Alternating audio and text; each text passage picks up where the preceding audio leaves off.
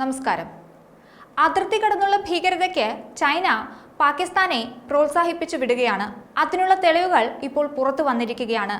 അതായത് കഴിഞ്ഞ 3 വർഷമായി ജമ്മു കാശ്മീരിലെ നിയന്ത്രണ രേഖയിൽ പാകിസ്ഥാൻ സൈന്യത്തിന്റെ പ്രതിരോധശേഷി വർദ്ധിപ്പിക്കാനായി ചൈന മുൻകൈയെടുത്തു. ഈ പിന്തുണയിൽ സ്റ്റീൽ ഹെഡ് ബങ്കറുകൾ നിർമ്മിക്കുക, ആളില്ല വ്യോമയുദ്ധ വിമാനങ്ങൾ നൽകൽ, കോമ്പാക്ട് ഏരിയൽ വെഹിക്കിൾസ് എന്നിവയുടെ വിതരണം, ഭൂഗർഭ ഫൈബർ കേബിളുകൾക്കൊപ്പം എൻക്രിപ്റ്റഡ് കമ്മ്യൂണിക്കേഷൻ ടവറുകൾ സ്ഥാപിക്കുകയും ചെയ്തു.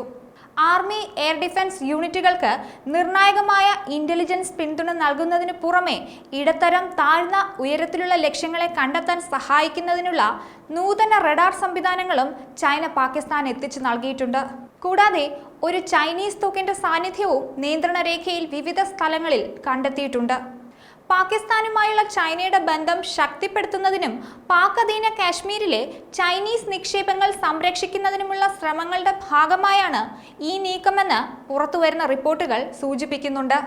പ്രത്യേകിച്ച് ചൈന പാകിസ്ഥാൻ സാമ്പത്തിക ഇടനാഴിയുമായി ബന്ധപ്പെട്ട് ഈ സാമ്പത്തിക ഇടനാഴിയുടെ കീഴിൽ നടപ്പിലാക്കുന്ന നിരവധി പദ്ധതികളിൽ ആയിരക്കണക്കിന് ചൈനീസ് ഉദ്യോഗസ്ഥർ പാകിസ്ഥാനിൽ പ്രവർത്തിക്കുന്നുണ്ട്.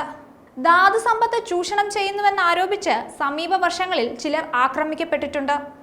പാകിസ്ഥാനിലെ ചൈനയുടെ സ്വപ്ന പദ്ധതിയായ ഗ്വാദർ തുറമുഖ വികസനം ഇതിനു മുമ്പും പലതവണ ആക്രമിക്കപ്പെട്ടിട്ടുണ്ട്. എന്നാൽ ഇതുമായി ഇരു രാജ്യങ്ങളും മുന്നോട്ട് പോവുകയാണ്. ഈ പദ്ധതിക്ക് പിന്നിൽ ചൈനയുടെ ചതി മറഞ്ഞിരിപ്പുണ്ട്.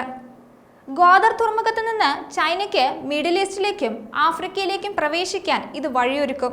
കൂടാതെ ഇന്ത്യൻ മഹാസമുദ്രത്തിലേക്ക് പ്രവേശിക്കാനും സാധിക്കും. ചൈന നിരന്തരം ഇന്ത്യയെ പ്രകോപിപ്പിച്ചുകൊണ്ടിരിക്കുകയാണ്.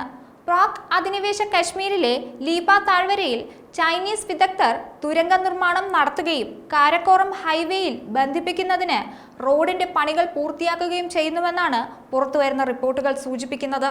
ചൈനയുടെ അനധികൃത അധിനിവേശ പ്രദേശമായ കാരക്കോറം ഹൈവേയിലൂടെ പാകിസ്ഥാനിലെ ഗ്വാദർ തുറമുഖത്തിനും ചൈനയിലെ സിൻജിയാങ് പ്രവിശ്യയ്ക്കും ഇടയിൽ നേരിട്ട് റൂട്ട് സ്ഥാപിക്കാൻ ലക്ഷ്യമിട്ടുള്ള $46 ബില്യൺ പദ്ധതിയുടെ ഭാഗമായാണ് തന്ത്രപരമായ ഈ നീക്കം. 2007 ഒരു Chinese telecom company Pakistan telecom കമ്പനിയെ ഏറ്റെടുത്തിരുന്നു. ഗിൽജിത്ത്, ബാൾട്ടിസ്ഥാൻ പ്രദേശങ്ങളിലെ ചൈനീസ് പ്രവർത്തനങ്ങളോട് ഇന്ത്യ എതിർപ്പ് പ്രകടിപ്പിച്ചിരുന്നു. അതിർത്തി കടന്നുള്ള പാകിസ്ഥാന്റെ ഭീകരത പലപ്പോഴും അതിര് കടക്കാറുണ്ട്. അതിന് ചൈനയുടെ ഒത്താശ കൂടിയുണ്ട്. പാകിസ്ഥാന്റെ കയ്യിൽ ആയുധം വെച്ചുകൊടുത്ത് ഇന്ത്യയിൽ അശാന്തി പരത്താനാണ് ചൈന ശ്രമിക്കുന്നത്. ഭീകരവാദം ഉപയോഗിച്ച് ഇന്ത്യയെ അസ്ഥിരപ്പെടുത്താൻ പാകിസ്ഥാൻ ശ്രമിച്ചാൽ അതിന്റെ അനന്തരഫലം അനുഭവിക്കേണ്ടി വരുമെന്ന് പ്രതിരോധ മന്ത്രി രാജ്നാഥ് സിംഗ് നേരത്തെ തന്നെ വ്യക്തമാക്കിയിരുന്നു. ചരിത്രം പരിശോധിക്കുകയാണെങ്കിൽ അത് മനസ്സിലാക്കാൻ സാധിക്കും.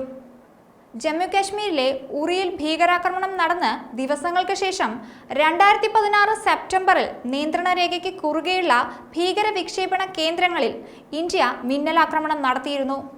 2019 ഫെബ്രുവരിയിൽ പുൽവാമ ഭീകരാക്രമണത്തിന് പിന്നാലെ പാകിസ്ഥാനിലെ ഭീകര ക്യാമ്പിൽ ഇന്ത്യ വ്യോമാക്രമണം നടത്തിയിരുന്നു. ഭീകരവാദത്തോട് ഇന്ത്യ ഒരിക്കലും സന്ധി ചെയ്യില്ല. 2022 കണക്കനുസരിച്ച് പാകിസ്ഥാനിലെ മിക്ക തീവ്രവാദ പ്രവർത്തനങ്ങളും ഖൈബർ പഖ്തൂൺഖ, ബലൂചിസ്ഥാൻ പ്രവിശ്യകളിൽ കേന്ദ്രീകരിച്ചിരിക്കുന്നു. ഭീകരതയോടുള്ള നിലപാടിന്റെ കാര്യത്തിൽ ലോകരാജ്യങ്ങൾക്കിടയിൽ പാകിസ്ഥാന്റെ വിശ്വാസ്യത തകർന്നുകൊണ്ടിരിക്കുകയാണ്. ഇന്ത്യൻ പ്രദേശങ്ങൾ കൈയടക്കാനുള്ള ചൈനയുടെ മോഹം വ്യാമോഹമായി തീരുകയേ ഉള്ളൂ. ഒരു തരി മണ്ണ് പോലും ഇന്ത്യ വിട്ടുകൊടുക്കുന്നതല്ല. ഇന്ത്യൻ അതിർത്തിയിൽ ശക്തമായ പ്രതിരോധം തന്നെ ചൈനയ്ക്കും പാകിസ്ഥാനുമെതിരെ ഇന്ത്യ തീർക്കുന്നുണ്ട്. അതിനായി പുതിയ ആയുധങ്ങൾ ഇന്ത്യൻ സൈന്യത്തിന്റെ കയ്യിലേക്ക് എത്തുന്നുണ്ട്.